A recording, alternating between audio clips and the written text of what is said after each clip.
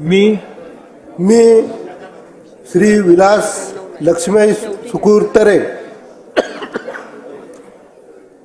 विधानसभेचा सदस्य म्हणून निवडून आलो असल्याने ईश्वर साक्ष शपथ घेतो की कायद्याद्वारे स्थापित झाले अशा भारतीय संविधानाबद्दल मी खरी श्रद्धा व निष्ठा बाळगीन.